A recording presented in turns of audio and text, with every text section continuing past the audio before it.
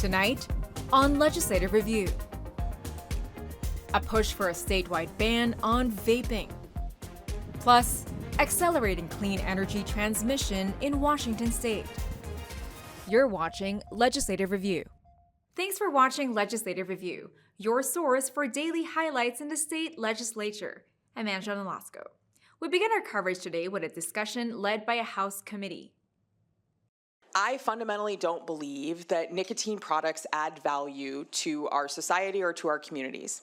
January 31st marked the end of the third week of the legislative session. So we're going to begin with opening the public hearing on House Bill 1203.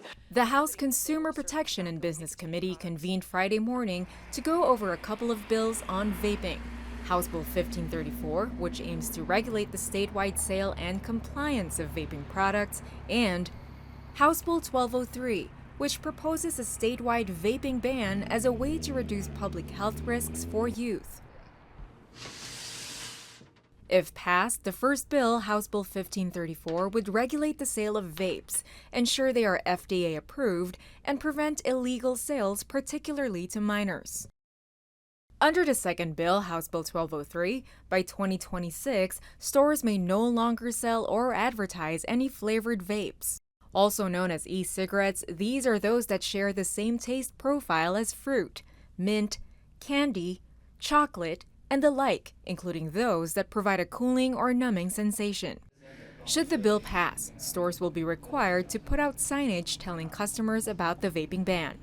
If enacted, retailers in violation may face fines, lose their business license, and be subject to consumer protection laws. Democratic Representative Christine Reeves sponsored the bill. I want to make sure that every single kid in every single community has a say in the exposure that they have to these dangerous products. The work that we are trying to do in this legislation is to ensure that no child has to deal with the impacts of lifelong addiction that takes their family members too soon, that puts them into debt over products that are unnecessary, in my opinion. Citing a report from the American Lung Association, Megan Moore of the Washington State Public Health Association spoke in favor of House Bill 1534. Washington State is failing in all measures for tobacco control. There's no scientific need for flavored vapor products. These products are not certified as cessation devices. In fact, we find that those trying to quit cigarettes often get hooked on vapor products instead. And this is the goal of the industry. Banning these flavors will prevent a generation of customers to come. Sharing his support for the ban, Julian Jansen from Eatonville School District said he started vaping because of the wide variety of vape flavors sold on the market. I developed a serious addiction from it, and I'm currently still struggling to overcome my addiction of nicotine. And today, even third graders are vaping. Banning flavored nicotine products in Washington will protect future generations by making these products less accessible. Those in opposition say the ban will only open up an underground market for consumers to get their hands on vapes that are unregulated.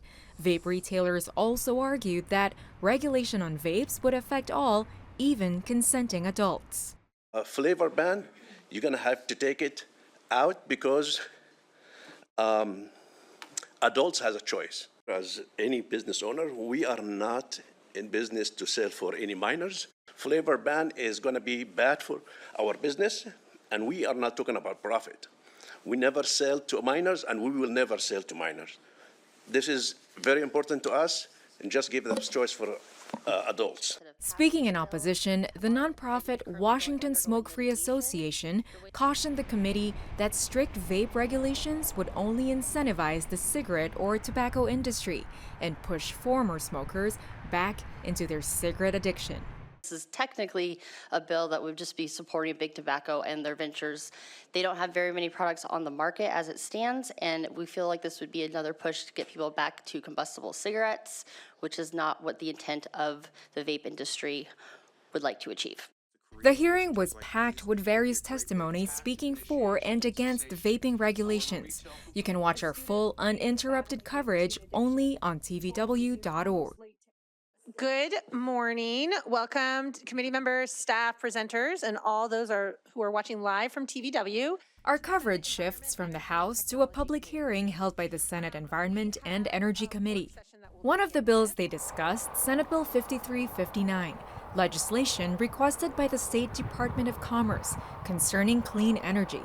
The bill aims to set up a new office within the Department of Commerce to support and accelerate the development of clean energy projects and transmission lines, and help local governments consider these in planning and zoning rules under the Growth Management Act, or GMA, making it easier to build clean energy projects. The bill also aims to create a battery storage work group to figure out the best ways to set up and approve large-scale battery storage systems used in renewable energy projects like solar and wind.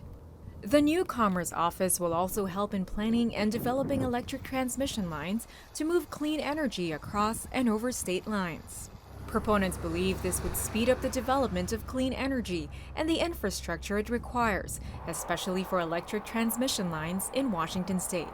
They also say it focuses on community benefits, will create jobs, and foster collaboration within local governments. Those against the bill, however, say it duplicates work already being done by other state agencies. The bill's prime sponsor, Senator Sharon Shoemake, spoke on her bill. We're talking a little bit more broadly about some of the features that we need of a clean energy economy. This is department request from Commerce. This is agency request from the Department of Commerce. But we're also looking at where do we site some of these green energy facilities that we need, whether it's generation, whether it's a new battery electric storage, whether it's advanced fuels or SAF, et cetera. Several climate-oriented advocacy groups supported the bill, testifying in favor. Justin Allegro of the Nature Conservancy. It accurately identifies that Washington needs to double its electricity consumption by 2050, and that to do that most efficiently, 2/3 of that new generation has to touch down here in Washington. It directs and supports commerce to help with the enabling conditions around that massive land use challenge that we're facing for community and for tribes and for natural resources. The bill received pushback from the Association of Washington Business. This is adding another step, another layer, another process. While being helpful, it is still something else that does need to be worked through. It also seems to be duplicative of some of the other things that are being done by other agencies. For the record, Nicholas Garcia on behalf of the Washington Public Utility District Association. While neither testifying for nor against the bill, the Washington Public Utility Districts Association share their stance. We doubt that the planning and development task in this bill will be of significant help, as utility and regional experts already conduct much of this work. Utilities themselves conduct integrated resource plans. They have integrated resource plan implementation plans, clean energy implementation plans, conservation potential assessments, and many other sorts of planning efforts that are required by state law. The full hearings covered in this episode are available to watch on demand on tvw.org.